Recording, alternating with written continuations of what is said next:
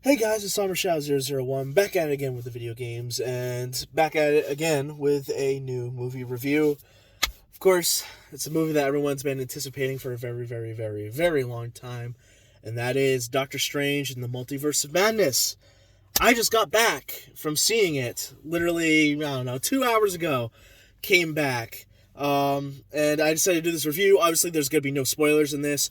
Go see the film, and maybe about a week or so, I'll post a spoiler version talking about the film. Actually, in about 2 weeks. I'll give you guys 2 weeks before I start spoiling stuff. That's the general rule of thumb.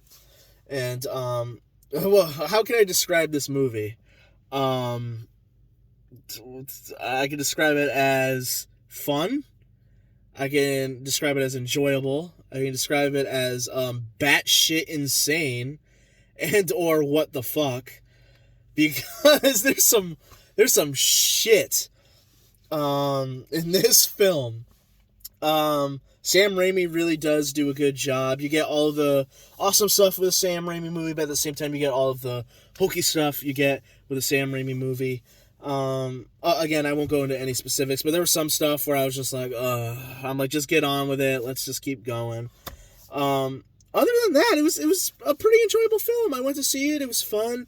The audience that was really into it when we were there during specific scenes and stuff, where everyone was like, "Oh," that was really cool.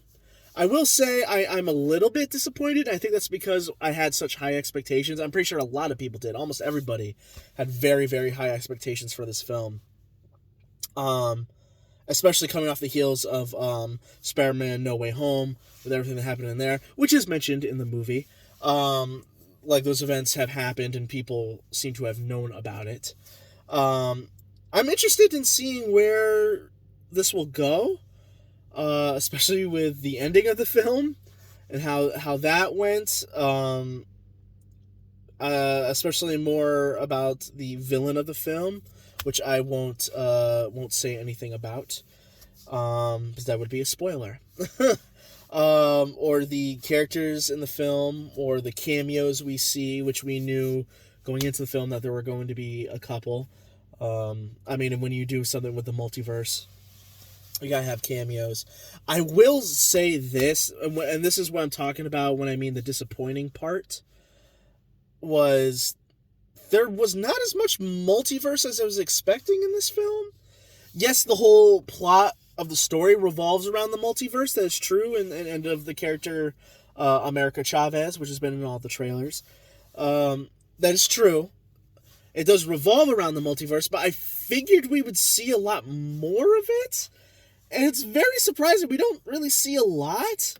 We get quick little glimpses in like a pseudo montage of like different universes, but we don't really see anything in depth, which obviously it's a 2-hour movie. There's only so much you can fit in. Really, we only really go to one other universe, and that's really it. I believe the madness, the multiverse of madness is, of course, referring to the fact that the multiverse is what hinges, or what the plot is about, but we don't really get to explore it, which I'm both kind of disappointed in, because we don't get to see as many characters as I was thinking, but I'm also glad they restrained themselves at the same time. They didn't just go full balls to the wall. Let's show you everything. Let's see everybody we've ever seen before. Because we kind of did that with What If, and that's what What If is. Is multiverse, and we see all these different universes in each episode. I will definitely say, if you're going to see this film and you haven't seen any of the Disney Plus shows, that might it will help, because it'll give you some background. Otherwise, you might be a little bit lost with some certain things. Other than that, you don't really need to. They kind of go over it a little bit in the movie, and mainly the show that I'm really talking about is WandaVision. Because you'll be wondering a lot of stuff of like, when did this happen? When did this happen? Why is she talking about this?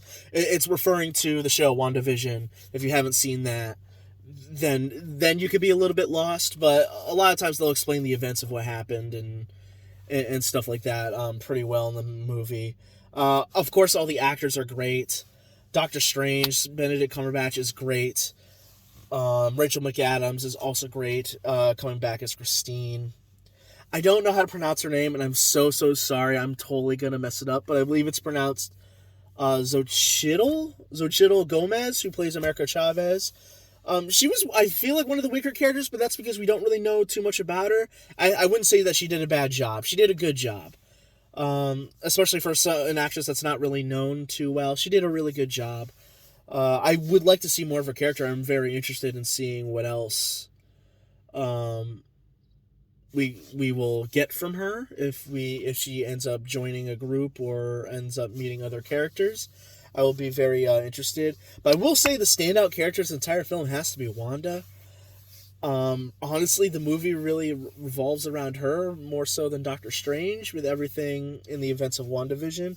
Again, I won't get into specifics, but Elizabeth Olsen just did an amazing job portraying the Scarlet Witch and Wanda, and how just conflicted she is. I'm trying to say stuff without like spoiling the plot. Of course, when they pitched this as it's going to be a horror movie, they weren't kidding. There's some scary shit in this film, mainly in the terms of shots and stuff. Nothing really like terrifying like Cthulhu horror or anything. I will say this too: if you are going to bring your kids this movie, I might recommend you don't. Even though it is PG-13, there are specific scenes, particularly a whole stretch of scenes that happens towards the second act that are incredibly violent. I believe everyone in the theater went, whoa! Like, we weren't expecting that level of violence. Again, there's only so much you can do with a PG-13 movie, but they pushed the boundaries with that. There was some graphic deaths and such that we saw in general. Not of characters, but like, monsters and stuff like that. It was graphic. I was like, wow, they're really pushing it. So that's probably how they skirted around it, because it was monsters and not humans.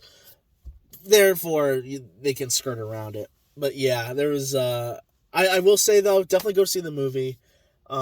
It's a great film. It's a fun watch. Definitely stick around. There are 2 post-credit scenes. One of them, kind of discussing the future of Doctor Strange, and the other one is kind of more of a gag. It's kind of more of a fun joke, paying off a joke that was made earlier in the film. And that's really it. So anyway, make sure to like, comment, subscribe. Go see the movie, and let me know in the comments if you've seen the movie or not. Please don't spoil anything in the comments for people if they haven't seen it. But just share if you liked the movie or not, if you enjoyed it. Anyway, that's going to be it. Apagando las luces.